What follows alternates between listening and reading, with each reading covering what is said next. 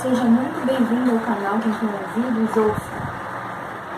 Esse canal nasceu do amor de Nossa Senhora e de Jesus. E se você tem sede de amar, vem que eu vou te ensinar qual é o caminho. O testemunho da conversão começa assim: eu nasci numa família católica, recebi o sacramento do batismo, da Eucaristia e do Crisma.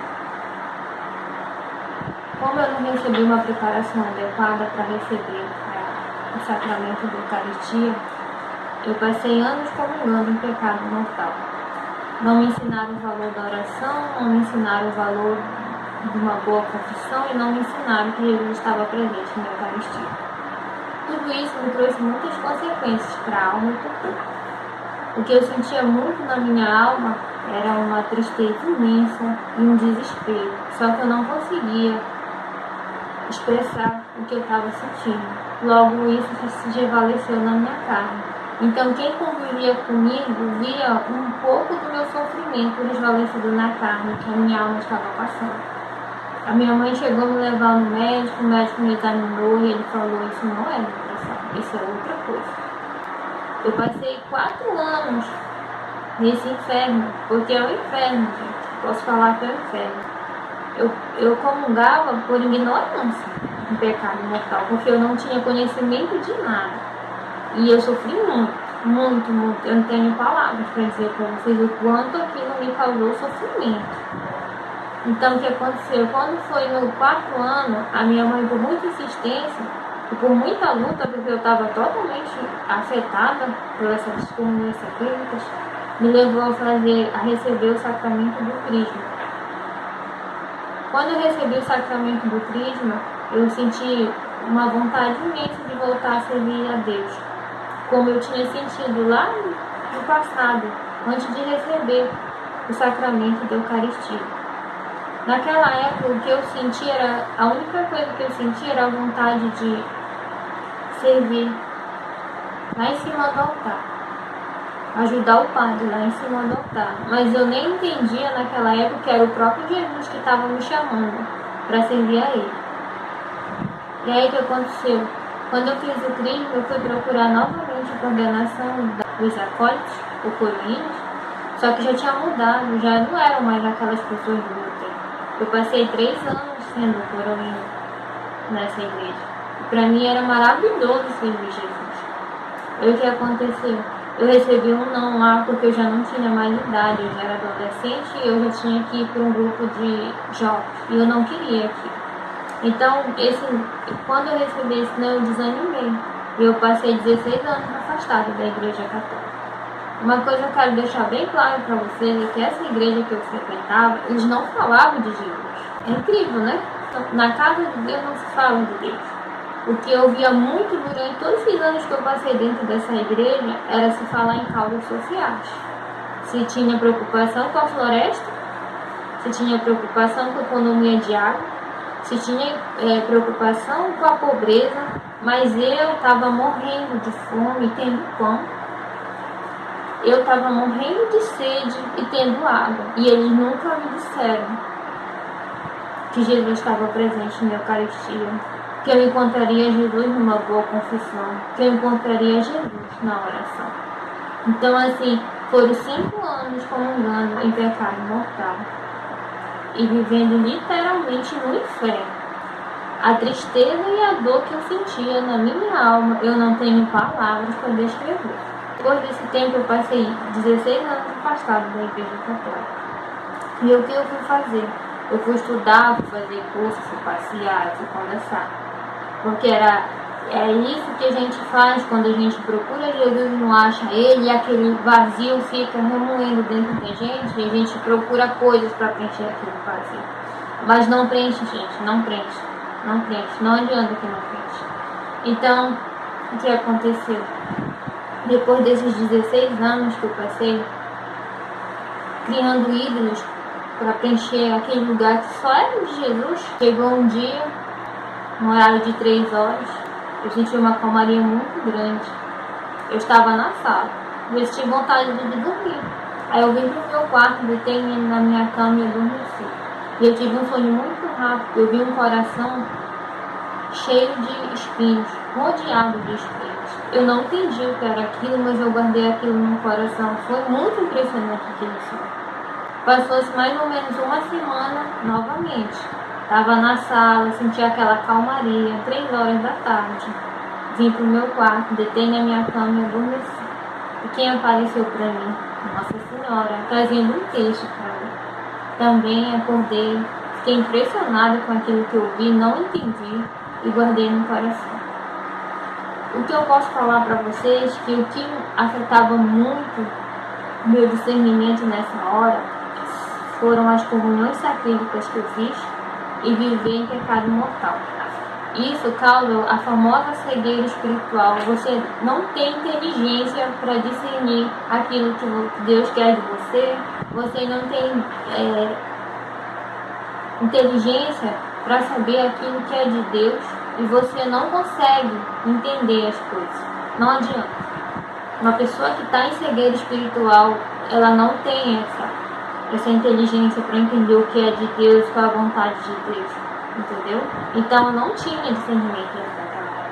Mas o que estava acontecendo ali era que Nossa Senhora e Jesus vieram plantar uma semente na minha alma para que no futuro eu começasse a corresponder à vontade deles. Porque tudo isso que eu vivi de fazer comunhões sacríficas não foi por intenção, tá? Era a ignorância que me habitava, não tinha ninguém para me ensinar o certo. E assim eu posso falar que se por ignorância lhe causou tantas consequências, imagine uma pessoa que tem consciência do que é o pecado mortal e comunga a si mesmo.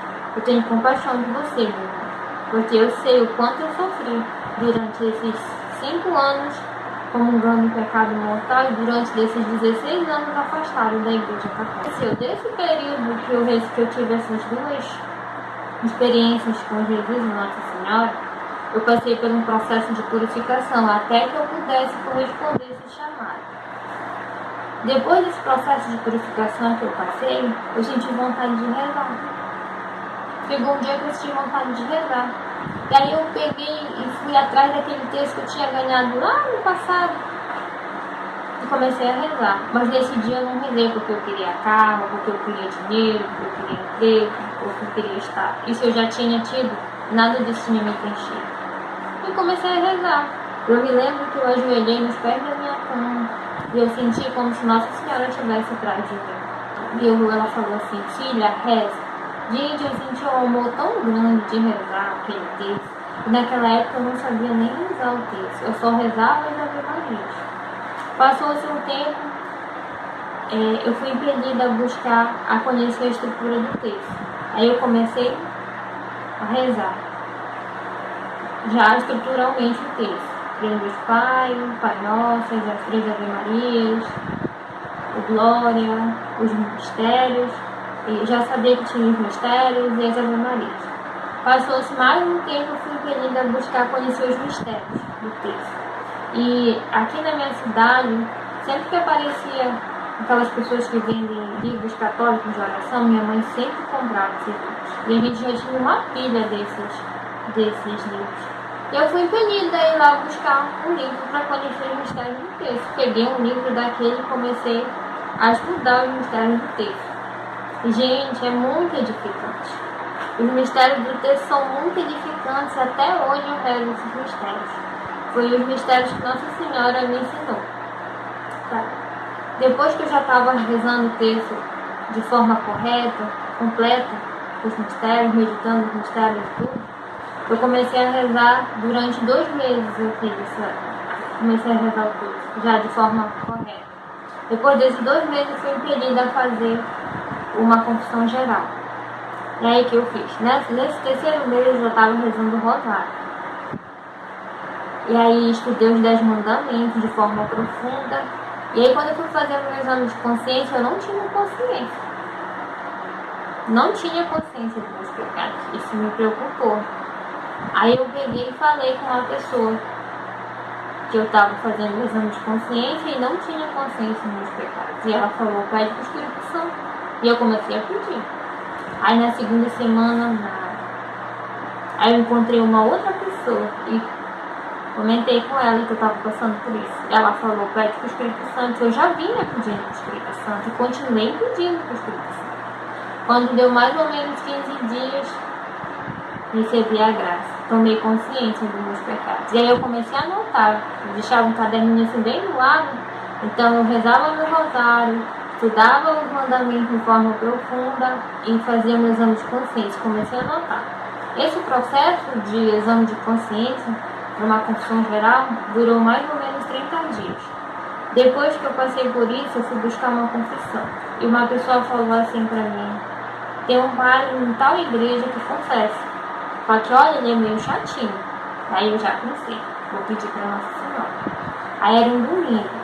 Acordei bem cedo, rezei meu rosário na intenção de Nossa Senhora tocar no coração desse padre para ele fazer a minha confissão, me arrumei e fui embora.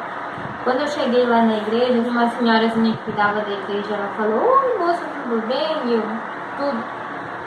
Aí eu perguntei, cadê o padre? Ela falou, você quer se confessar?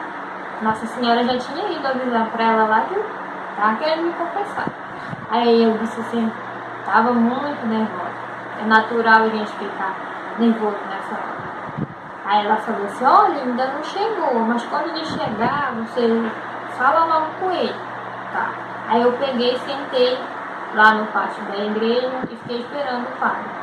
Na hora que eu vi o padre, eu congelei. Não tive reação nenhuma de levantar e falar com o padre. Como o padre estava atrasado, ele passou por mim, já foi direto com essa senhora que já estava inclusive com a batina dele nos braços. Estava prestes do horário de começar a missa. Aí eu levantei, fiquei assim em pé, olhando para ele, e a senhora falou, padre, essa mocinha quer se confessar. E aí ele falou assim para mim, você quer se confessar? Eu disse sim. Aí como já estava próximo do horário de começar a missa, eu falei, se o senhor não puder agora, o senhor me confessa no final da missa? Aí tá bom então, a gente entrou, participei da missa, não comunguei, porque eu não estava em estado de graça, já tinha consciência de que é necessário estar em estado de graça para receber Jesus. E aí quando eu passei a missa todinha pedindo, Senhor me ajuda, Senhor tira esse medo, Senhor me dá coragem. Quando terminou a missa, o padre falou assim, vem, eu gelei. Mas Jesus já tinha atendido o meu pedido, ele sabe o quanto a gente é pequeno. Eu fiz minha confissão geral, ele me deu minha penitência e eu fui diante do sacrário pagar a penitência. Eu posso falar para vocês que aquela menina morta não existia mais depois daquela confissão. Eu voltei viva para minha casa. E posso falar que todos vocês podem beber dessa graça. Basta que vocês tenham reta intenção e se preparem bem. Vamos falar de Nossa Senhora da Graça, aquela que nos traz a verdadeira graça, Jesus. Quando nossos primeiros pais, Adão e Eva, cometeram o pecado de desobediência contra Deus, nós nos tornamos escravos do demônio e pertencentes ao inferno. E Deus, na sua infinita misericórdia, estabeleceu um novo plano, onde uma virgem conceberia um Salvador, Jesus. A partir daquele momento, Maria se torna a graça necessária e indispensável para os homens alcançarem o céu. Isto é, com Maria se vai a Jesus e com ambos para o céu. Esta é a ordem estabelecida por Deus. Quem o faz diferente exige de Deus um milagre fora da ordem estabelecida por Deus para salvar os homens. Por isso, Deus não faz. Chegou um dia que eu fui impedida a pesquisar algo na internet. E quando eu vi essa imagem, a lembrança dos meus sonhos voltaram. Essa imagem retrata como Nossa Senhora aparecia em sonho para mim. Com o tempo eu fui descobrindo que o cetro que está na mão dela significa o poder da oração. E esse poder da oração já foi usado pelos cristãos lá no passado numa batalha chamada Lepanto. E hoje se obteve a vitória por meio da reza do Santo Rosário. A partir dessa vitória se instituiu o mês do Rosário e se adicionou na ladainha de Nossa Senhora auxílio dos cristãos. Bom, como vocês puderam observar no meu testemunho de conversão, as duas manifestações que eu tive de Jesus e Nossa Senhora por meio de sonho foi no horário das 3 horas da tarde. E esse horário é chamado o horário da misericórdia. Eu fui impelida por meio dessa experiência a conhecer a devoção a Jesus misericordioso. Essa devoção me levou a ter muita confiança na misericórdia de Deus e de conhecer verdadeiramente o valor do sacramento da confissão. O Senhor vem falando que a humanidade só vai encontrar paz o dia que ela confiar na misericórdia de Deus. Reze um texto da misericórdia todos os dias, 15 horas da tarde. Vocês vão receber uma graça muito imensa, vocês vão desenvolver um amor tão grande pela misericórdia de Deus, uma confiança tão imensa, que vocês vão fazer a confissão de vocês por amor. A confiança que a gente estabelece na alma da gente pela misericórdia de Deus é infinita. Não há o que pague essa confiança que é tão desejada pelo próprio Jesus. A conversão. De início será necessário vocês fazerem a leitura de algumas passagens e meditar alguns artigos. Vocês irão iniciar pela leitura de Eclesiástico 5. Vocês farão a meditação do terceiro mistério luminoso, a leitura do Salmo 50, a leitura de Isaías 30:15, Eclesiástico 17, de 21 a 31, meditar a paixão de nosso Senhor Jesus Cristo, fazer a leitura de Mateus 7, de 3 a 5 e ler o artigo do recolhimento do Redentor. Façam na ordem que eu estou apresentando para vocês.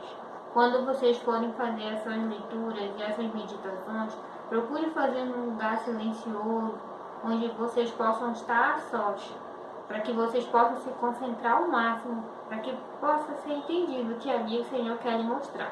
Tudo bem? Após vocês terem feito essas leituras e essas meditações, estando certo daquilo que vocês querem, que é amar Jesus, agora chegou a hora da primeira etapa. Lembrando, esse caminho é o caminho do amor. Então vamos começar? A primeira etapa ela consiste no seguinte: se você tem consciência de que você nunca se preparou adequadamente para receber Jesus na Eucaristia, pare de comungar. A partir de agora você vai começar a preparar a sua alma. A primeira etapa consiste de: primeiro passo, rezar o terço todos os dias, no mesmo horário, no mesmo local, em ambiente silencioso e a sós, durante 2 meses. O segundo passo consiste de rezar o terço da misericórdia todos os dias, no mesmo local, no mesmo horário, ou seja, às 3 horas da tarde, em ambiente silencioso e a sós. Esse passo durará 3 meses. O terceiro passo consiste de confissão geral. A confissão geral segue passos. Primeiro, deve-se estar rezando o rosário, sempre no mesmo local, no mesmo horário, todos os dias, em ambiente silencioso e a sós.